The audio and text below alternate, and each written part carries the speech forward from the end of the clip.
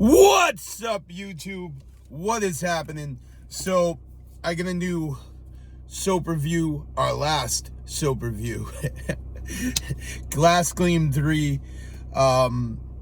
So, this is the counterpart to Glass Gleam 4.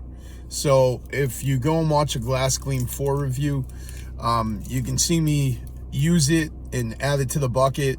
As I show in that video, I use a floater bottle.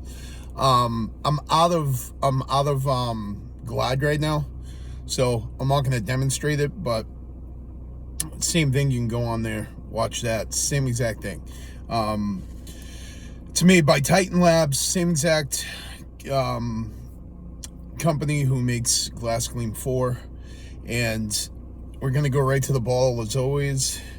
Designed for window professionals, super concentrated, professional strength, superior wetting and rinsing, makes squeegee glide, leaves glass sparkling clean, contains no phosphates or ammonia, excellent slip. So this is something you definitely still need to add a slip agent to. This isn't gonna foam up and be super soapy. A super concentrated additive to water, designed specifically for cleaning glass and windows with a squeegee. You know, I've used this in the past. You know,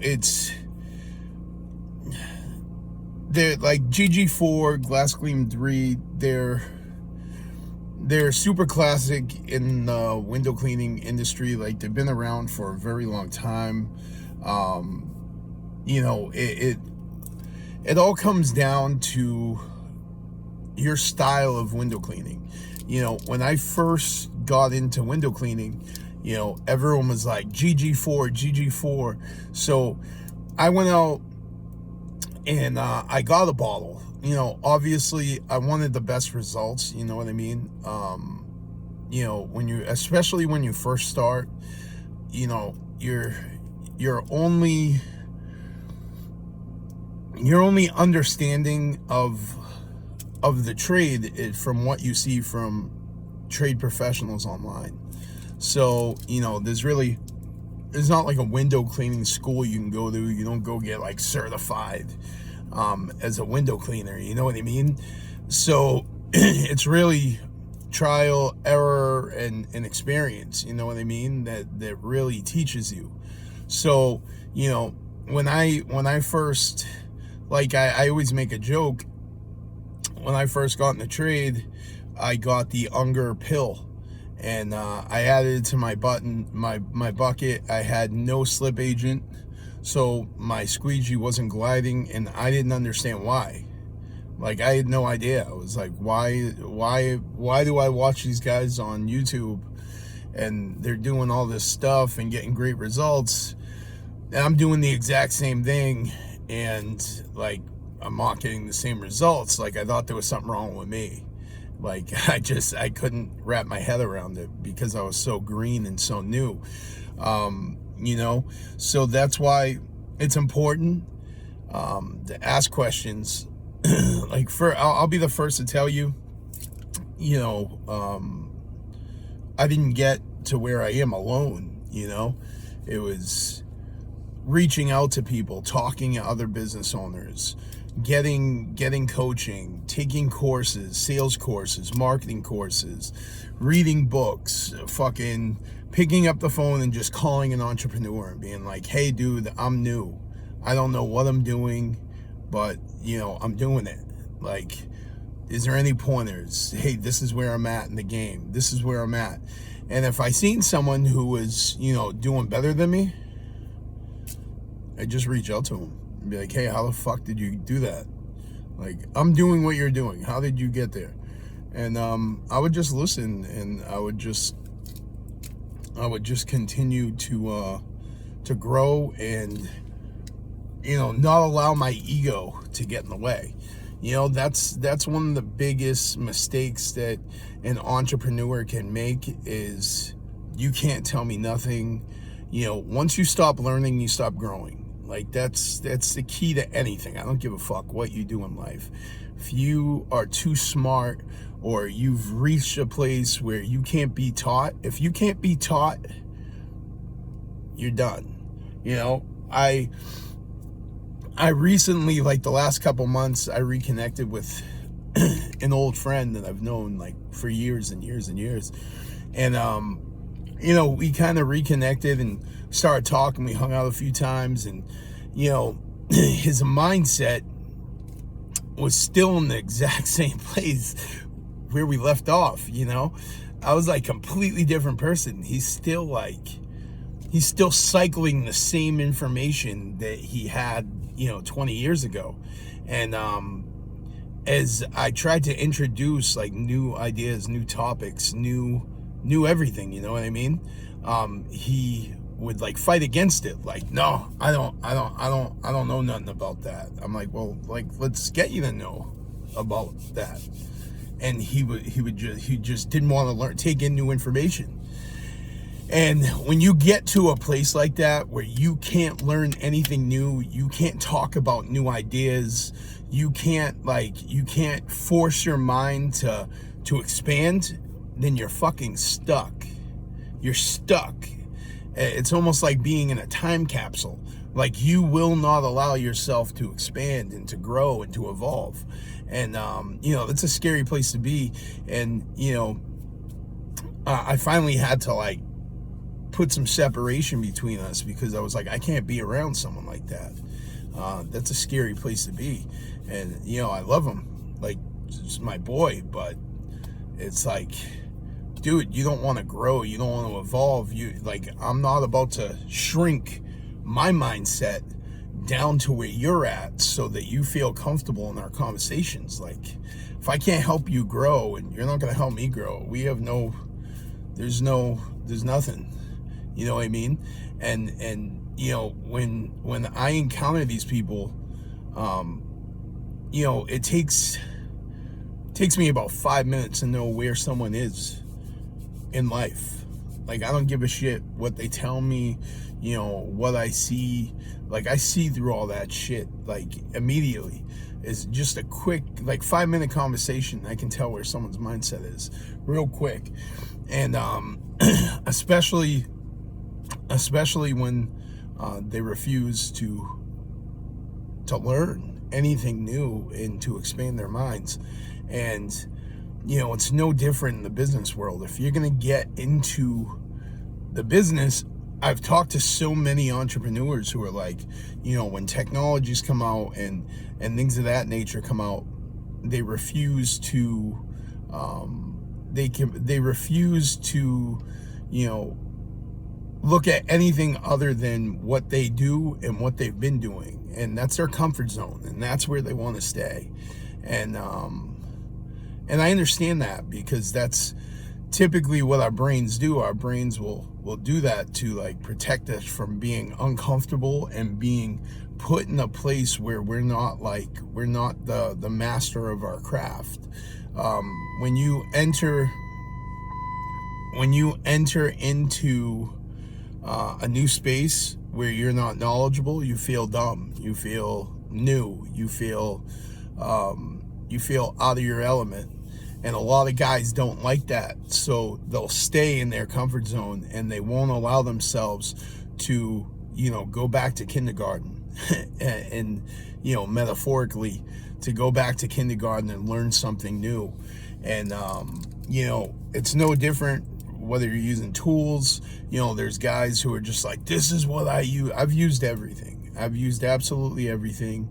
You know, I don't use Mormon products because they're my favorite brand. I use Mormon products because it gives me the best results. I'm getting detail-free results. I can do more than any of the tools on the market, using their handles, using their squeegees, using their flick pad, using everything together. It just works so much better than anything else on the market.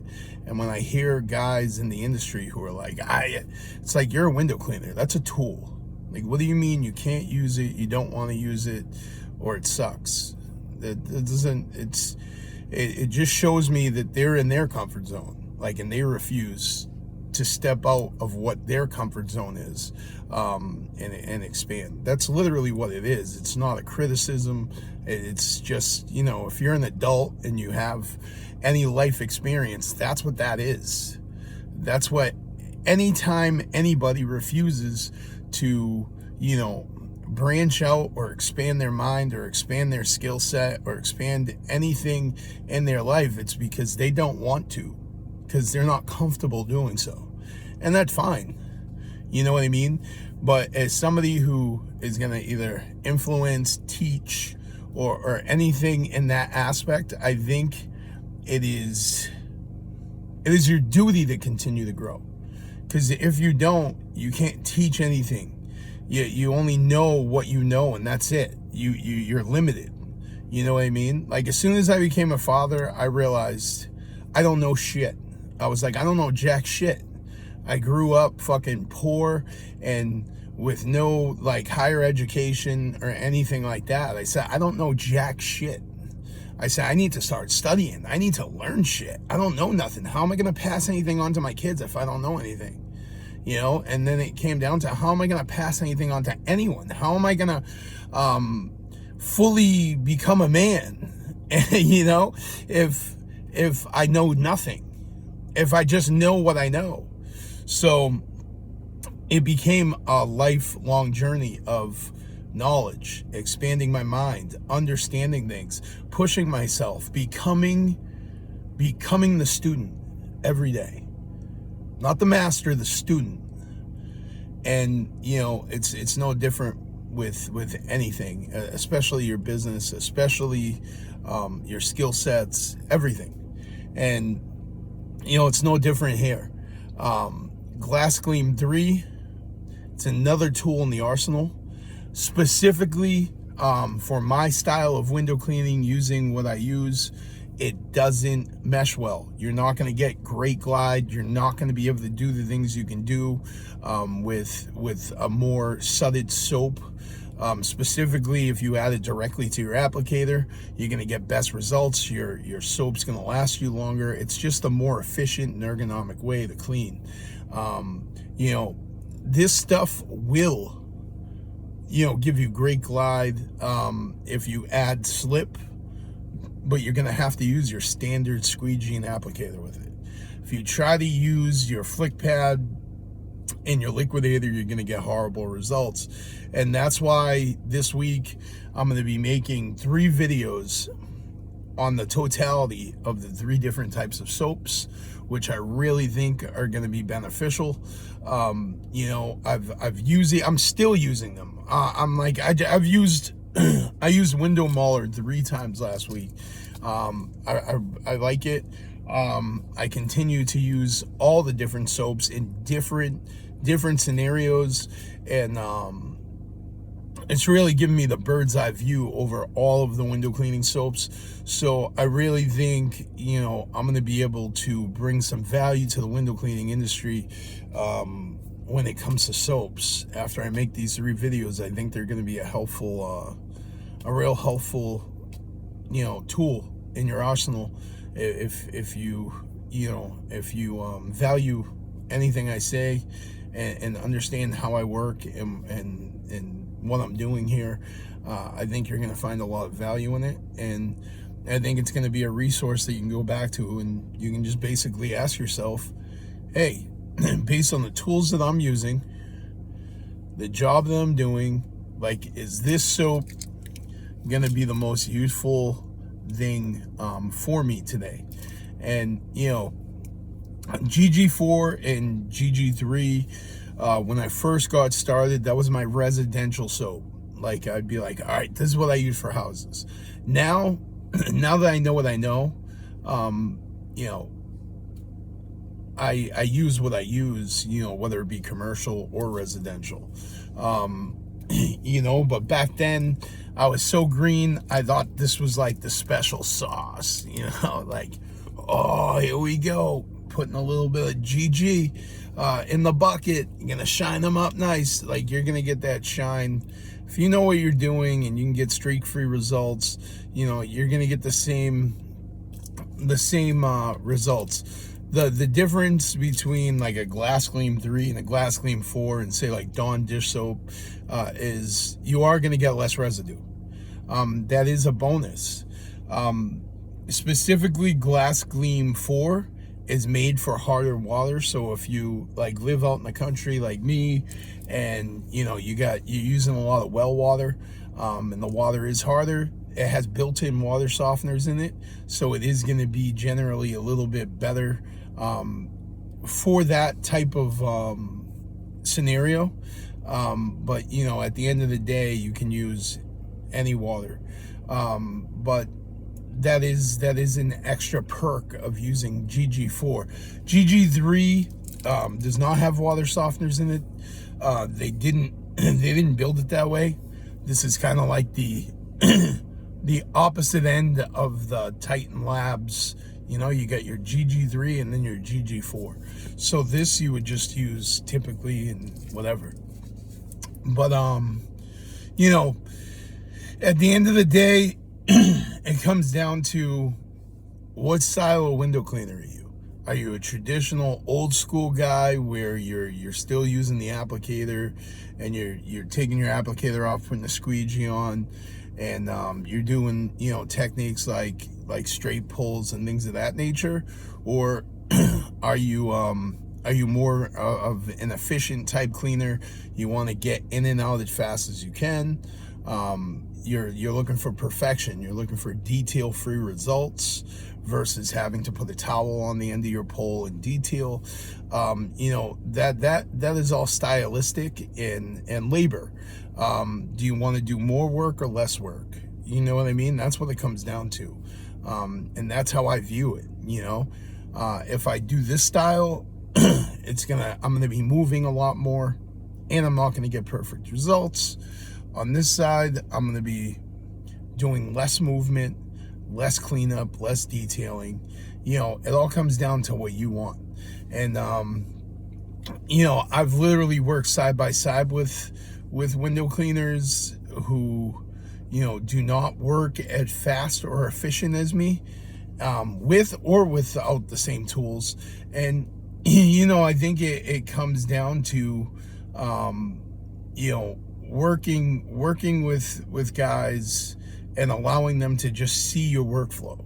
Allow them to see how fast you move, how efficient you are, and then allow them to, they're either going to study your technique, study how you work, or they're going to stay in their own lane. You know what I mean? At the end of the day, it's preference. You know what I mean? I'm not going to tell a guy, not to work like that if that's how he works. If he wants to work like that, he can work like that. You know what I mean? It's all preference. So at the end of the day, it's on you. How much money you want to make, and how fast you want to get through jobs, and how much you want to beat up your body. That's simply what it comes down to. So I'm gonna get those. I gotta go to the storage unit, start getting all my soaps together, and I'm gonna get these videos out to you this week. And it should be a good resource for window cleaners, and I'm excited. So till next time, guys, I will see you on the glass, and just have your eyes peeled this week for a bunch of new content.